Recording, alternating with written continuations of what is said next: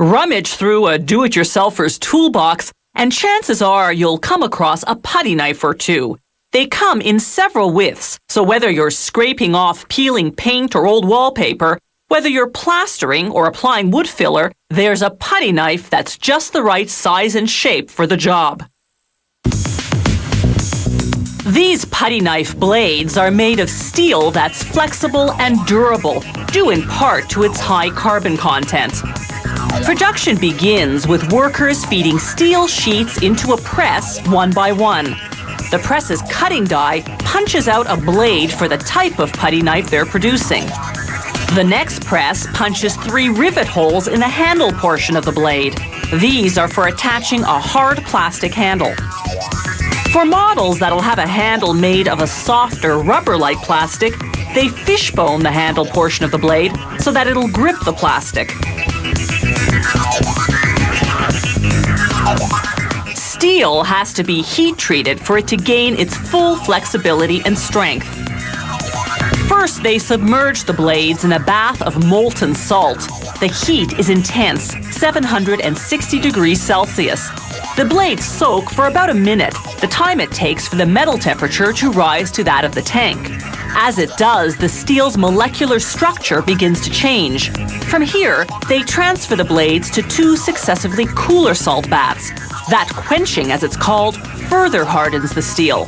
The blades are then tempered in an oven for 8 hours at 204 degrees Celsius. This gives the steel memory, meaning the blade will revert to its original shape when bent.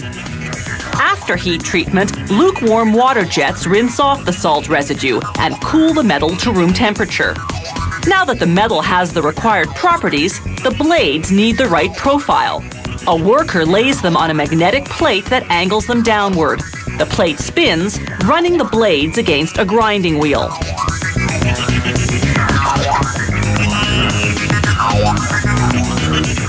It takes about 30 seconds of grinding to profile each blade and form the flex point, the thinnest and most flexible part that's 3.8 centimeters from the end of the blade.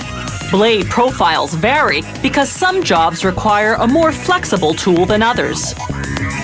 Now they clean the blades in a revolving drum filled with absorbent sand. This removes oil and other residues left by the production process, and it preps the surface for the protective layer of lacquer that's applied next.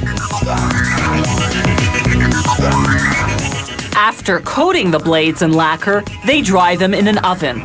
This seals the metal, preventing rust.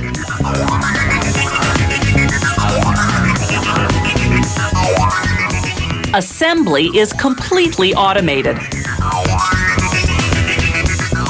The first machine slips on the plastic handle.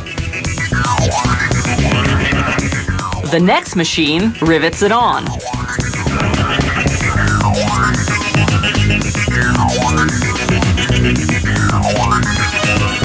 The following machine slaps on a label that identifies the size and type of putty knife. Professional quality putty knives have a thicker, stiffer blade. The handle is made up of 2 halves. The machine positions them onto the handle portion of the blade, then attaches them with a hollow rivet. This enables the knife to be hung up.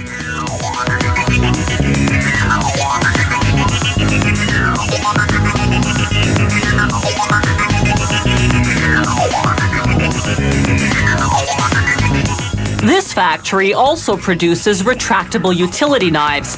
It puts the cast aluminum handles through a machine that uses polishing stones to remove any shards of metal.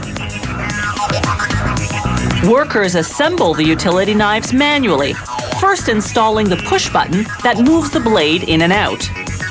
After putting in a spare blade, they close up the handle with 1 screw.